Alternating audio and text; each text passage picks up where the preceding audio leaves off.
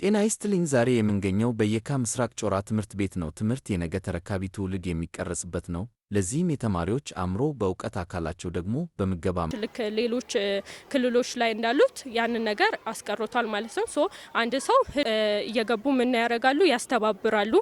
ልጆች በደንብ ተማሪዎቹ ትምህርት ቤት መመገባቸው በክፍል ውስጥ ያላቸውን ተሳትፎ ምንም ምሳ ሳይቋጥሩላቸው ባዶ ምሳ ዕቃ ሁላ ይዞ የሚመጡ ልጆች ነበሩ።